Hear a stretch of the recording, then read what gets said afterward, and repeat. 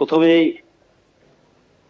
Sir অধ্যক্ষ মহাশয়কে আমি শুভেচ্ছা জানাচ্ছি অষ্টাদশ বিধানসভার স্পিকার হিসাবে নির্বাচিত হওয়ার জন্য।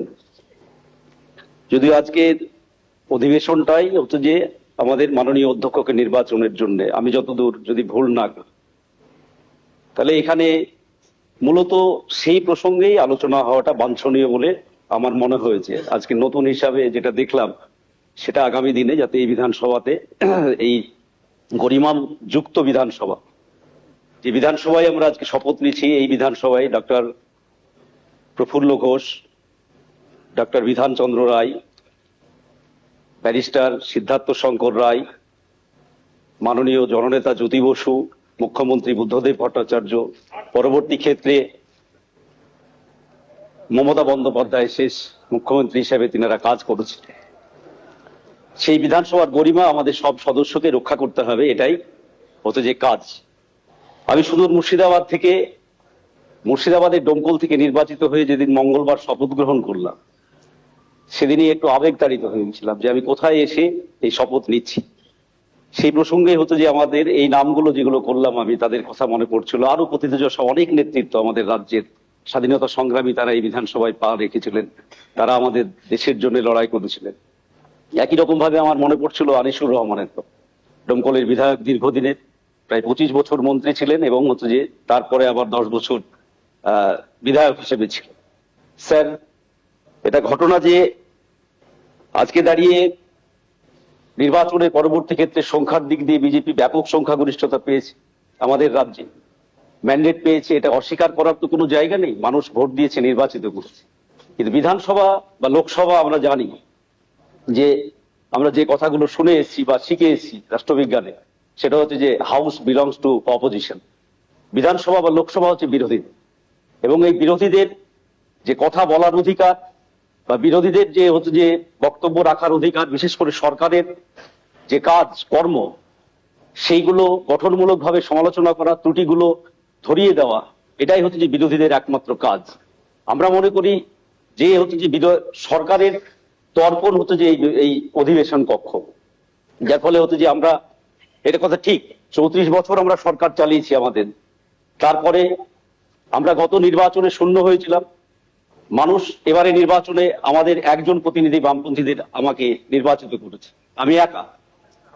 কিন্তু আমি মনে করি যে অধ্যক্ষ মহাশয়, আপনি সবসময় যা আমাদের ভারতবর্ষের সংসদীয় রাজনীতির, কখনোই একথা অস্বীকার করা যাবে না, আমি যে দল থেকে বিলংস করছি, ভারতের সংসদীয় রাজনীতিতে সেই দলের আলোচনা ছাড়া সংসদীয় রাজনীতি পরিপুষ্টতা লাভ করবে, এটা আমি অন্তত মনে করি না। আমি তাই গর্বের সঙ্গে বলছি, ভারতবর্ষের সংসদে যদি স্বাধীনতার পর স্পিকার নিয়ে আলোচনা হয়, তাহলে নিশ্চিতভাবে এক বাক্যে সবাই স্বীকার করবেন 2-5 জনের মধ্যে অন্যতম সোমনাথ চট্টোপাধ্যায়, এর নাম সর্বাগ্রে আলোচিত হবে। একই রকম ভাবে এই বিধানসভায় দীর্ঘ 29 বছর ধরে বিধানসভাতে স্পিকারের ভূমিকা পালন করেছে হাসিম আব্দুল খালেক। দল মত নির্বিশেষে আমরা যে মতেরই হই না কেন, বিধানসভায় স্পিকার কেমন হবে যদি এটা জিজ্ঞাসা করা যায়, তাহলে নিশ্চিতভাবে সবাই এক বাক্যে স্বীকার করবেন হাসিম আব্দুল হালিমের মতো স্পিকার হওয়া উচিত। স্যার, আজকে দাঁড়িয়ে আমরা যেটা বলতে চাইছি যে শুধু মাত্র হচ্ছে যে আপনার একটা, যেটা বলতে চাইছি যে আমরা যে সংখ্যার বিচারে আজকে বিজেপি ব্যাপক সংখ্যাগরিষ্ঠতা পেয়েছে, কিন্তু যেহেতু হাউস, আমি বললাম যে হাউস বিলংস টু অপোজিশন, এখানে বিরোধীদের কণ্ঠস্বরকে যাতে সেই সংখ্যার বিচারে চাপা না দেওয়া হয়, সেইটা আপনাকে এই 5 বছর আগে, 5 বছর আপনাকে দেখতে হবে। এটা আমার দলের পক্ষ থেকে, আমার পক্ষ থেকে হচ্ছে যে অনুরোধ। একই রকম ভাবে সংখ্যা না, গঠনমূলক হচ্ছে যে সমালোচনা, সবার সমানাধিকার এই বিধানসভাতে, তারপর হচ্ছে যে গণতান্ত্রিক অধিকার, সেইগুলো যাতে এই বিধানসভাতে প্রতিষ্ঠিত হয়, তা অভিভাবকের মতো আপনি যদি দেখেন, তবে আগামী দিনে আমাদের রাজ্যের যে গণতান্ত্রিক গরিমা, যা আমি মনে করি ব্যক্তিগতভাবে এবং আমরা দলগতভাবে, যা গত 15 বছর ধরে এই বিধানসভাতে এবং এখানে আহত করা হয়েছে, বিধানসভার বিরোধী দলনেতাদেরকে এখানে সঠিকভাবে স্পেস দেওয়া হয়। আমি অনুরোধ করব, আপনি নবনির্বাচিত অধ্যক্ষ নিশ্চিতভাবে আগামী দিনে সেই বিষয়গুলো সঠিকভাবে যাতে দেখবেন, যাতে বিরোধীরা বেশি করে বলতে পারে সরকার পক্ষের যা গঠনমূলক সমালোচনা, কাজের ত্রুটি বিচ্যুতিগুলো আমরা তুলে ধরতে পারি, তবে আমরা বিরোধী হিসাবে সঠিক দায়িত্ব পালন করতে পারবো। মানুষ আমাদেরকে যে রায় দিয়েছে সেই রায়ের প্রতি মর্যাদা রক্ষা করতে পারবো। এই কথা বলে আবারও আপনাকে আন্তরিক শুভেচ্ছা, অভিনন্দন জানিয়ে আমার বক্তব্য শেষ করছি।